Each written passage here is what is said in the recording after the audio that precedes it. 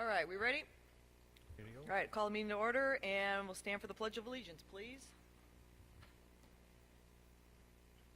Pledge allegiance To the flag of the United States of America.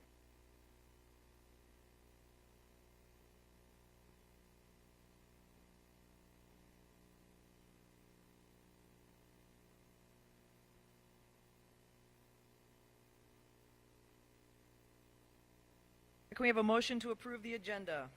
So moved. A motion, a second. Any discussion? All right, all those in favor say aye. Aye. Opposed? And that passes. You guys good? Okay. We need a motion to approve the Board of Education meeting minutes for July 19, 2018. Move. Second. We have a motion, a second. All those in, any discussion? All right, all those in favor say aye. Aye. Aye. Anyone opposed? Nope, and that passes. Will abstain. Good. All right, next we have patron comments, and we do have a patron comment tonight, so let me read this first. During patron comments, citizens may address the Board of Education concerning issues related to the school district. Each speaker will be limited to 3 minutes. If multiple citizens are speaking, which we do not have tonight, so I won't read the rest of this, please note that at the board's discretion, the board or superintendent may respond immediately to an issue raised during patron comments for clarification. However, our general practice is to respond to the comment at a later time via a phone call or written message if a response is needed. So we have a table with microphones ready so both the board and the audience may hear the patron comments clearly. Board meeting proceedings are also recorded and posted on Rockwood's YouTube channel. So this evening we do have a patron comment. So for your convenience, if Jill Schilling would come forward, please. Our 3-minute time clock is ready, so you can come forward. Welcome.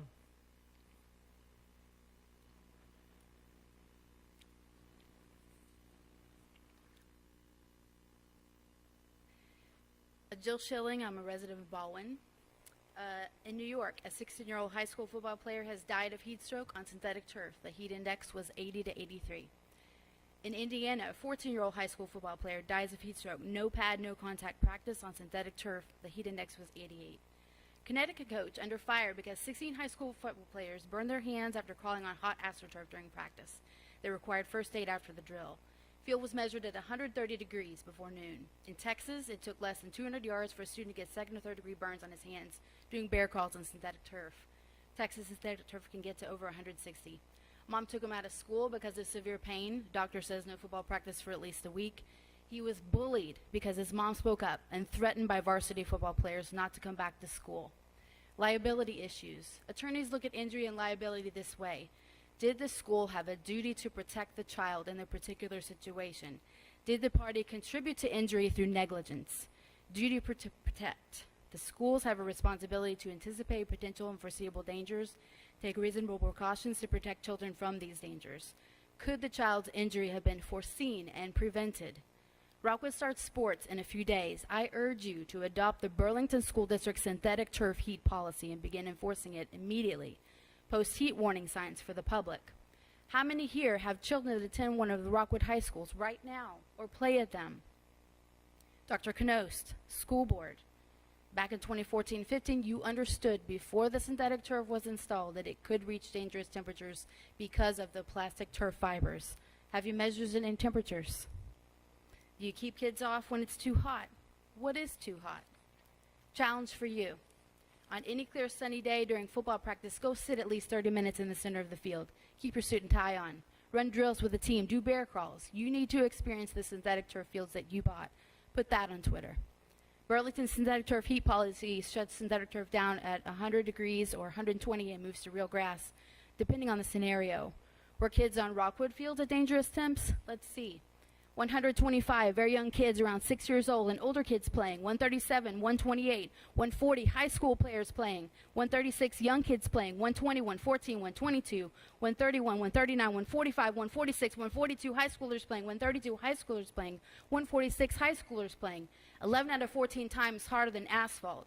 By contrast, the grass was at temps like 98, 192, and 87. Rockwood state heat policy is not enough. It does not consider synthetic turf. Most of these injuries go unreported. Parents don't know how hot synthetic turf can get. They don't know it's a second, third degree burn, not blisters on their hands. But you know what? They're connecting the dots. I know a parent who has seen actual temps of synthetic turf elsewhere say now they know why their kid comes home feeling so nauseated after sports on synthetic turf. What are you doing to children's bodies in this heat? Again, please adopt and immediately enforce the Burlington synthetic turf heat policy. Post warning signs to the public. Our children's lives depend upon it. So I do have a clarification question. When you were listing all those temperatures, where was that from? Is that I have documentation for you. These are temperatures that were taken at Rockwood schools, Lafayette High School and Marquette High School in 2016 and 2017. And I have copies for you all. I also have a copy of the Burlington synthetic turf heat policy with lots of details, the actual policy that they have implemented. It took them 3 years to develop this policy. So they understand that synthetic turf, the surface temperature is very important when considering when to cancel games, move to grass, and or just cancel altogether. But you must consider that. I have a question also. Do you know what the policy is in Rockwood in terms of when they shut down practices? Yes, I do. Okay, what I'm is it? very familiar with it. What is it then? MSHSAA state policy mostly relies upon the heat index only, which is 105 cutoff for the shutdown and rescheduling of events. 95 to 105 extreme caution is taken, but a lot of the guidelines, and again, they're just guidelines. These are not requirements. Parents, you need to be aware of this because, again, I know that Rockwood follows them. I know they do, but nobody knows about the synthetic turf heat temperature. That was gonna be Raise my- your hand if anyone has taken synthetic turf heat temperature on the board here, including superintendent. Have you ever taken the surface temperature? I'm taking that as a no. No, I have not.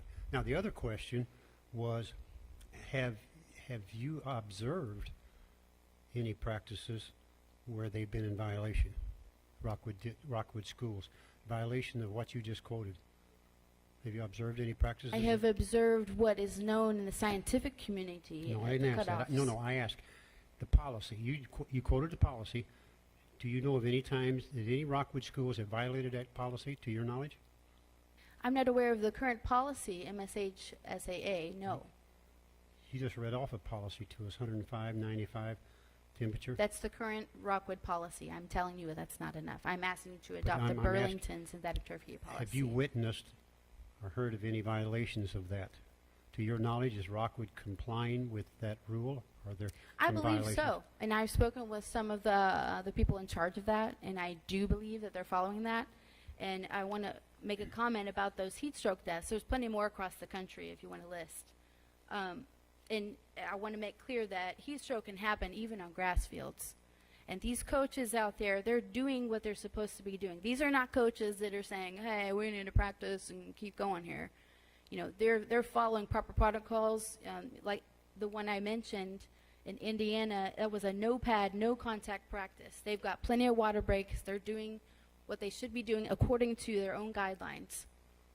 But these kids still died. So I'm telling you, I'm urging you to adopt what Burlington has adopted. Are you saying that's a result of the artificial turfs? Synthetic turf was not considered. Okay. They didn't take the surface temperature of the synthetic turf because coaches don't know. And the coach that I mentioned too, that the second and third degree burns on 16 of the high school football players. Guess what? He didn't know. He was placed on administrative leave. Unfortunately, there are accidents and people die on grass fields also. It's not just artificial turfs. Oh, I guess you didn't hear my previous comment, but yes, sir, I would agree with that. Okay. Thank you. You have something to give to us? Yes, I do. All right, thank you.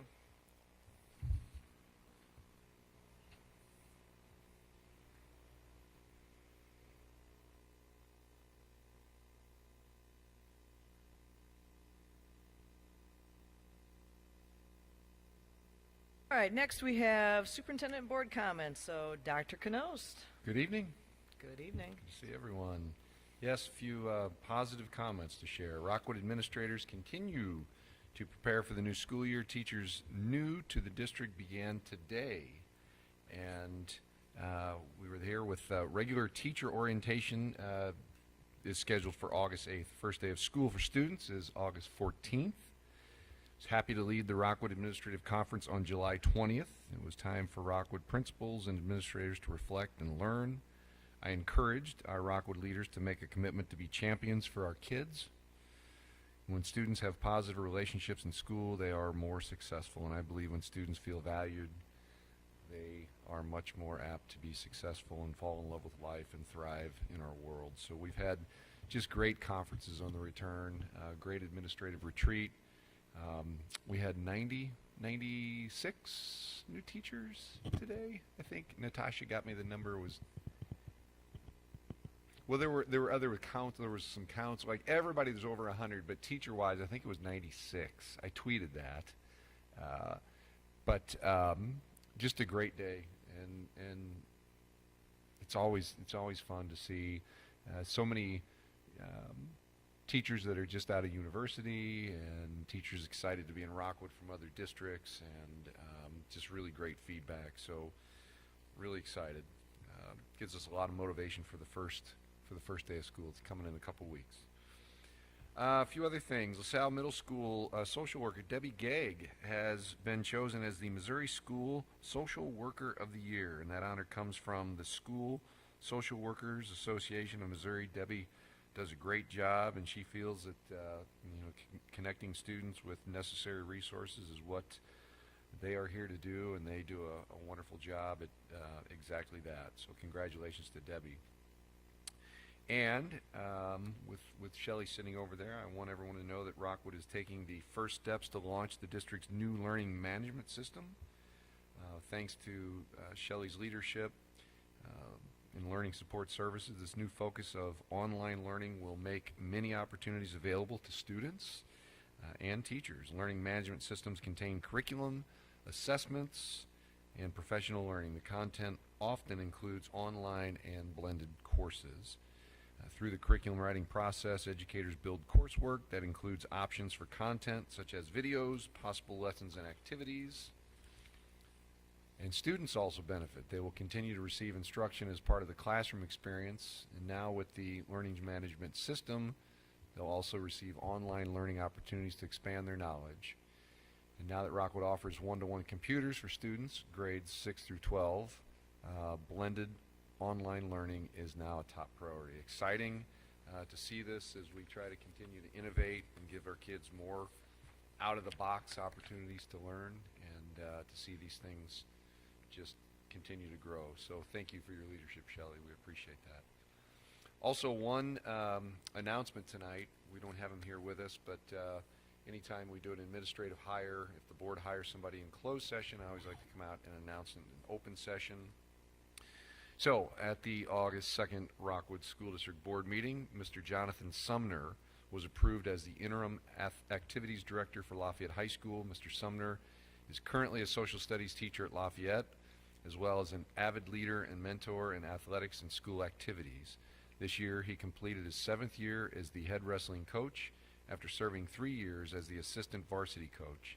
In addition, he's been the assistant coach of Lafayette's varsity football team. He developed the Lancer Power Camp, a summer program focused on training and fostering school community. Mr. Sumner earned his master's degrees in educational administration as well as curriculum and instruction from Southwest Baptist University. His bachelor's degree is in history, and social studies certification are from Lindenwood University. So this has been quite a quick process, and I just did the final interview with John today, and we were happy to offer to him. I'm thrilled that the board has hired him. We're excited for him to get started tomorrow. So, yeah, actually tonight. That's true. Athletic directors never rest. They never rest. They're very busy people. So congratulations to Coach Sumner. That's all I have. You know what high school he went to by chance? I believe it was Eureka. Oh, yeah, you're right, yeah. Graduate of Eureka. Board comments. All right, moving right along. I need a motion to approve the consent agenda items as submitted. Moved. We have Second. a motion and a second. Any discussion? All those in favor say aye. Well, Oh, I do have a one donation. Kelson Elementary PSO the parent organization. Monetary, $1,200. Student learning, Kellison PTO is purchasing seesaw licenses for teachers, not the old seesaws, but the new seesaw, who would like to use seesaw in their classroom this year. An online digital portfolio for students to share their learning with other parents. And I had a chance to observe that. Did you get a chance to observe that, Tammy? You seesaw at Webster. Okay. It is really fascinating. I saw it in action. It's really good. Anything else? I have a quick question. Some neighbors have asked me this question about the bus routes. Yes. When we make our bus routes, and I'm sure this is an easy answer, our transportation department, if there's ever construction going on, say in large subdivisions or things like that on the roads, that it's taking a long time, our bus department, are they aware of that? And Yes. Okay. If it's a road associated with MoDOT, we're always in touch with MoDOT. If it's municipality, sometimes just the traffic version of their local building. I'm drawing a blank with the police department and such, but they do. They communicate with Mike. And an example of that is, for instance, the bridge out in Allenton. That we've determined that that's unsafe for our buses to travel over, so we alter the routes. So, but it's also if there is ever a subdivision or a parent of folks that think maybe we don't know, it doesn't hurt to let us know. Okay. All right. We've got a big project going on in our subdivision that's taken forever, and lanes are shut down everywhere. It's just going to be really difficult. It's I hard would for say they cars do to know. navigate right now, but If you want to make sure that Paul Yeah. knows your Yeah. exact subdivision, he'll check on it. But I'm going to bet that they are right. aware of that. Okay. Bridge on Reese Road is like that. It's going to be like that for another 3 or 4 months. It's the one right behind Lowe's. Mm-hmm. The bridge on Reese Road, right behind Lowe's, right by Baldwin Elementary. It's going to be like that for several months. We are a very knowledgeable board. Okay, anything else in consent? So all those in favor of the consent agenda items, say aye. Aye. Anyone opposed? All right, that passes. All right, regular agenda items. First, we need a motion to approve revisions to policy 0330, oath of office. Okay. All right, we have a motion and a second. So this is pretty straightforward in what it reads. You all are aware of this. It was recommended from a legal standpoint that we change the oath of office that was utilized the last time, and obviously we aren't going to utilize it for a while, I hope. But since it really is coming from our legal counsel, we would like to forego the standard pen first reading, second reading, and just approve this mild change tonight. Trying to figure out why they marked out St. Louis County, but then I realized we're in Jefferson and Franklin also, aren't we? Right. Okay. Tammy brought up the question last time because we do have, to be a board member, you just have to live in the Rockwood School District, but we do have a portion of our district in Jefferson County. Anything else on that? All right, so the motion is to approve that policy change. All those in favor say aye. Aye. Opposed? All right, so that passes. Next, we need a motion to approve the Board of Education meeting calendar for August through December 2019 and January through July 2020. Moved.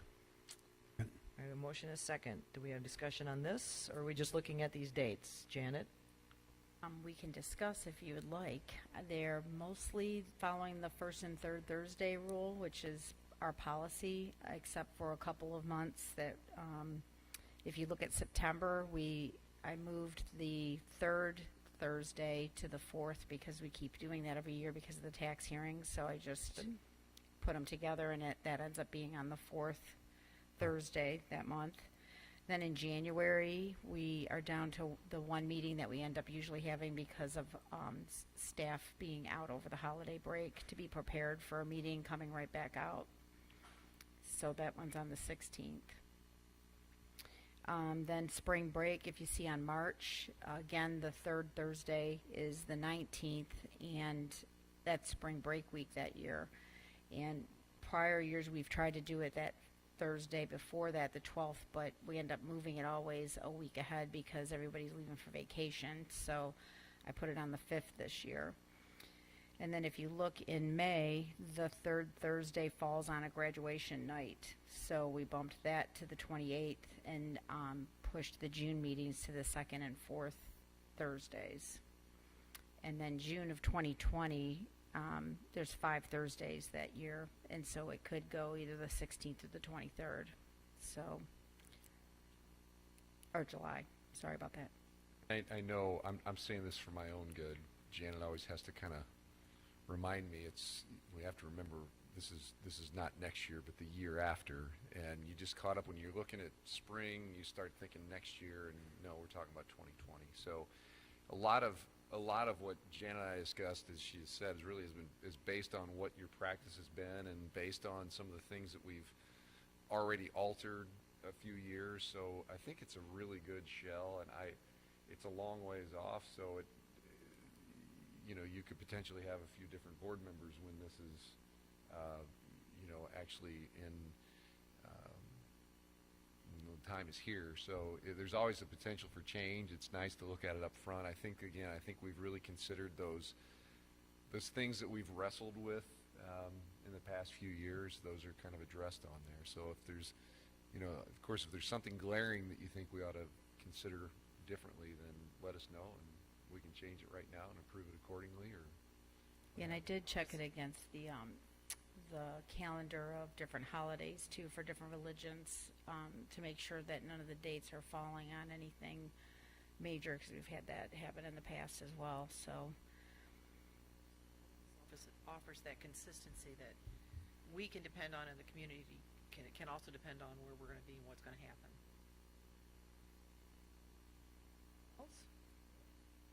And if you put this together, I'm sure we're in great shape. It sounds like See. you're very thorough.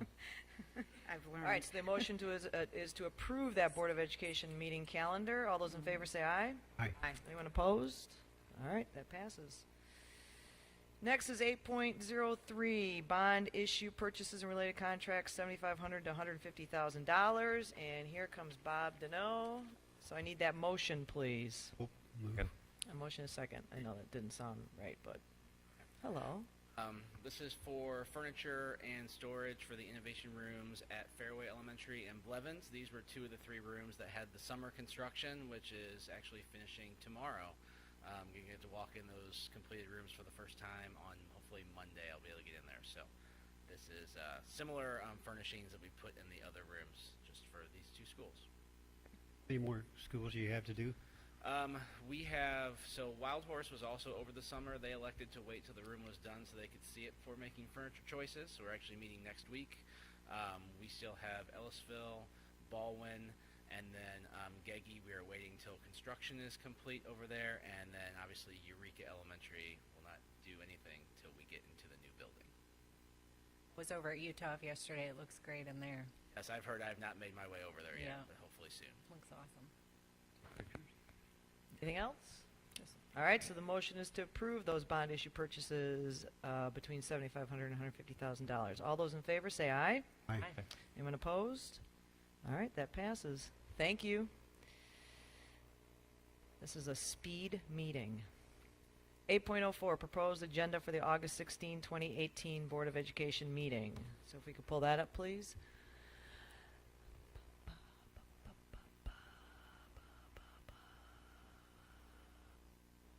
And how does that look?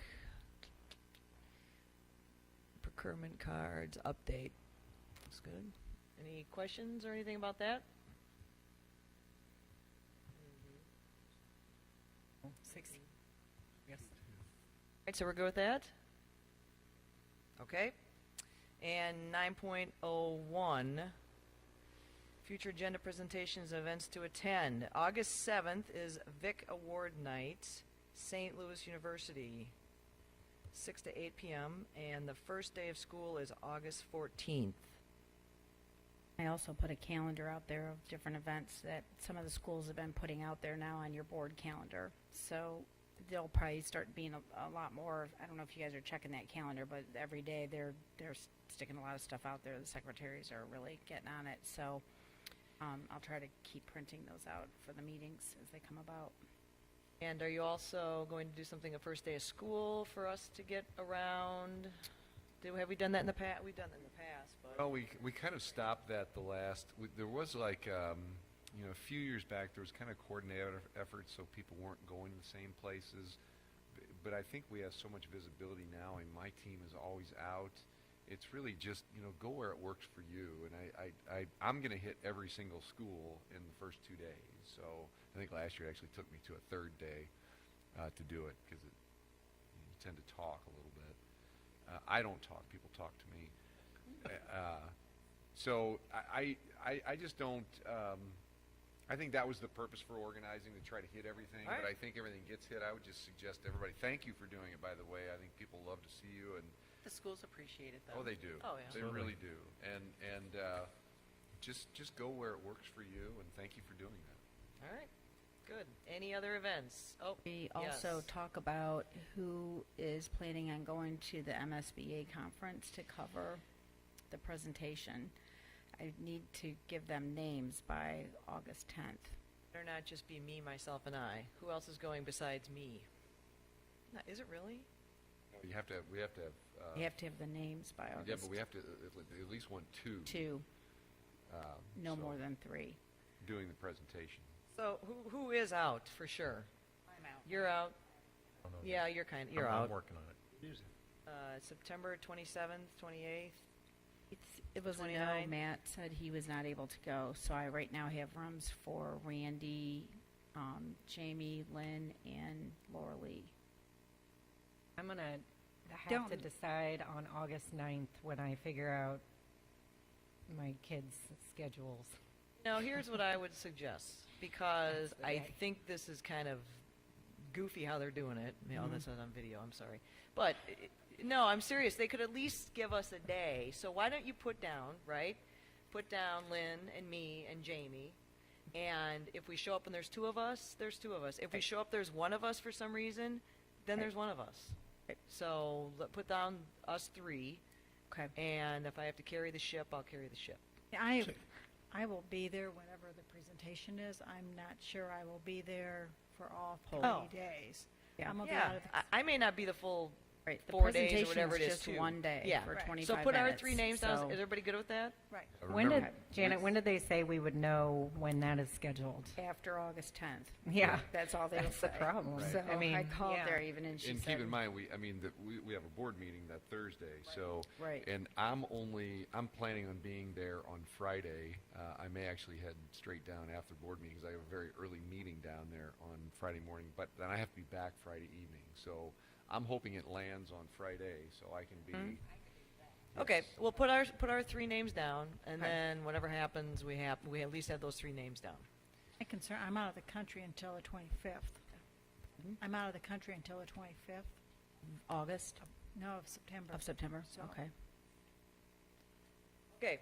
Anything else about did I miss anything? Janet, we good with all of that? We're good. Okay. Anything else?